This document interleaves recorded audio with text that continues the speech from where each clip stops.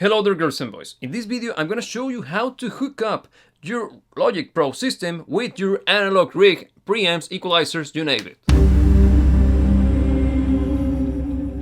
Hello there girls and boys, welcome back to the channel. As I said before, in this video I'm gonna show you how to use your hardware units to process your music inside of Logic Pro X.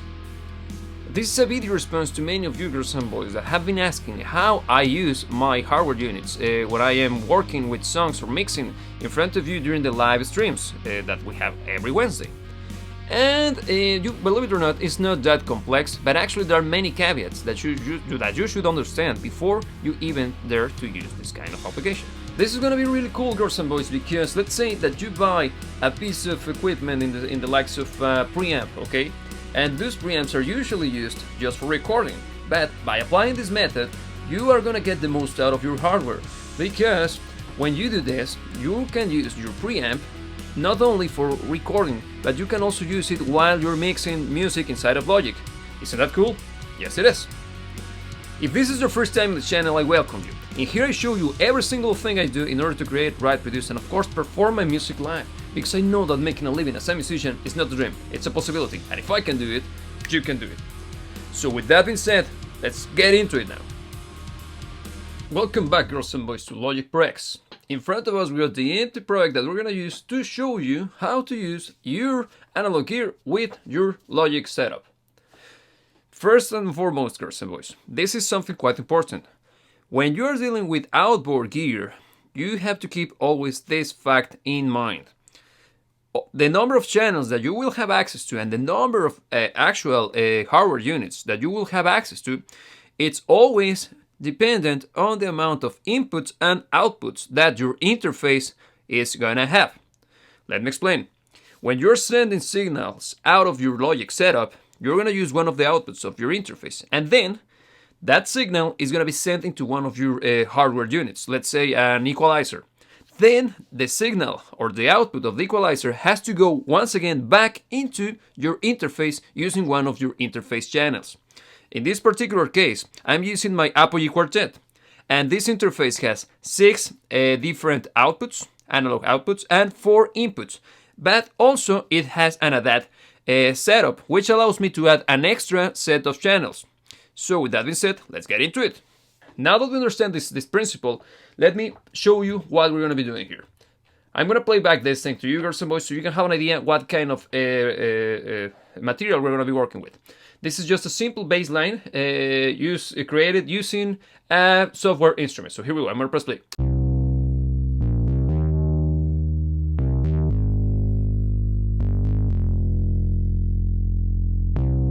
Super simple. Now, what is gonna happen next is this. We are gonna go over here to our channel strip and we're gonna insert a plugin. Yes, girls and boys, even though we're gonna be using hardware, we have to still be dealing with plugins. Once we get here, we're gonna go straight to our utility section of our plugin library and we're gonna select this guy over here. This is an I/O plugin. And we're gonna select mono because this is a mono signal. Bam! And this is the interface of this plugin. It's not the fanciest ever, but this is what is gonna make this whole ordeal possible. I'm gonna be using my beloved Universal Audio channel strip, or barely, if I put it properly, this is a preamp, but also it has a beautiful set of compressors. So, first thing first, we're gonna be using channel number 3. Here it is in all its glory, and this is how it's gonna be done. Since I already have a proper setup and I already, I have my own presets, I already have all of my channels routed, and this is how we're gonna do it. First, in here, we have to select the output of our interface and then the input of our interface once again. This way we're gonna tell Logic from which output we're gonna send information out into the compressor, then we're gonna tell Logic, after the signal's been compressed, which input we're gonna use to bring the information back after we compress it. And this is a pro tip, girls and boys. Instead of going there and trying to find the one that you want, you can set a preset and bam! You automatically will be granted with the output and input that you previously organized. The reason why I'm telling you this, girls and boys, is because my setup, it's already patched up. And that's going to allow me to, without any form of changes in my cabling, all of my signal is already routed properly. Now, I'm going to be using the output number 7 of my setup, and I'm going to be using the input number 7 once again from my interface, okay? So, you might be thinking, is everything ready to be used? No, it is not. Why? Because we have to make sure that the latency is properly measured. How to do that? You're gonna go over here. We got this ping button, and we're gonna click on it. Bam! Did you hit it? Yes, I know that you hit it. That thing is a click that it's gonna be sent to our channel strip or our analog gear. And the return of that little sound, that little click, is gonna be used inside of our digital audio workstation to compensate the latency that is gonna happen in between the moment in which our signal is being sent out of Logic, processed by our hardware unit, and then it comes back to Logic. Okay, girls and boys, that's just for Logic to actually manage and arrange everything to stay in time. Okay, so here we go, girls and boys. If I press play, our signal is going to be processed by our universal audio compressor. Here we go.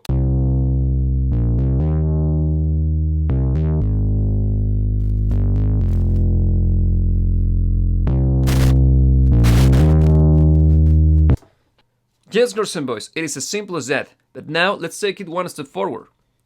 Now that you understand how to apply this to a mono signal, let me show you what will happen when applied to an stereo signal. Yes, girls and boys, you might be wondering what's the whole point, what's the difference? Since working with the stereo should be exactly the same thing. You are right, but at the same time you are kind of wrong. Let me show it to you why.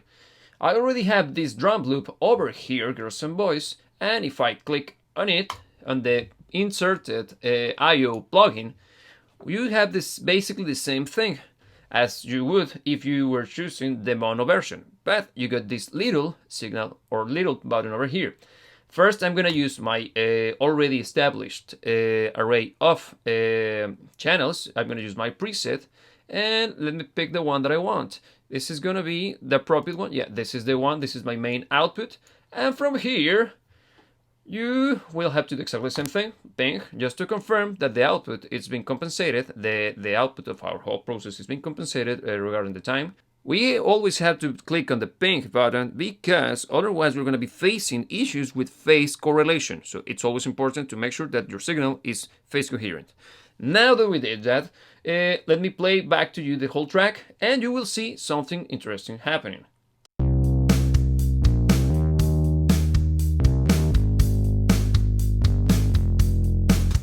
Yes, nothing different happened. Did it? Let me show you a really neat trick. First, I'm gonna get rid of the drums, the bass, and we're gonna solo the drums.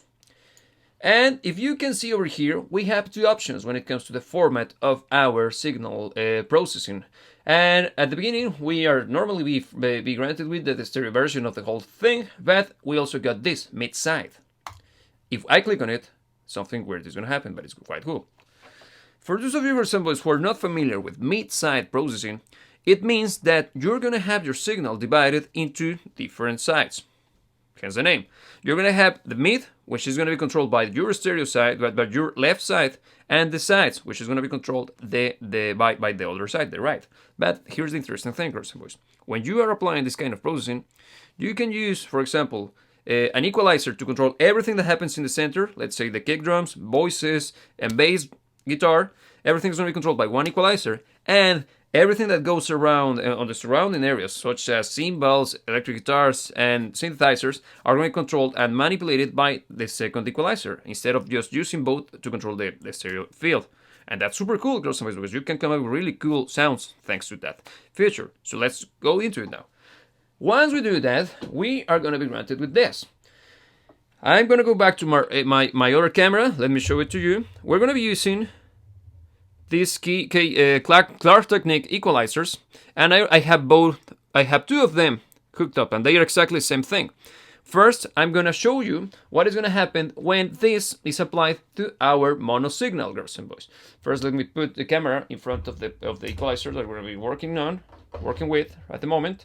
Here it is, girls and boys, and this is what is going to happen. I'm going to press play, and you will see and you will detect that every change that is going to be performed in this equalizer is going to be affecting the sound of our kick drum and mono signals in general. So here we go, girls and boys. I'm going to press play. Here we go.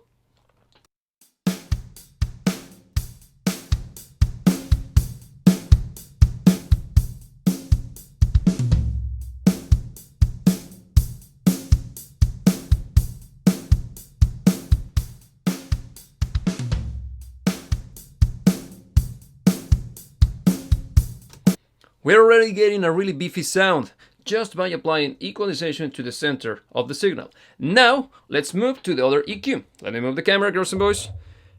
Here we got the EQ that we're going to be using to control the side of our drums, the field. Okay, girls and boys? Here we go.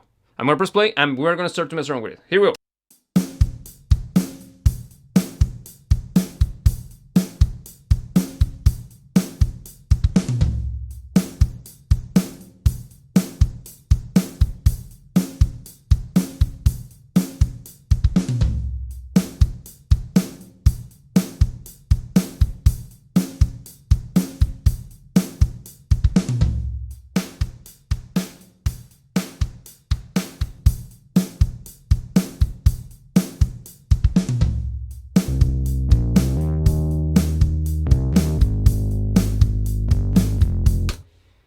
And there you have it, girls and boys. As you just saw, girls and boys, using some of the most advanced features of Logic or any of the different DAWs in the market is not that difficult, and actually you can expand the possibilities of what can be done inside of the box.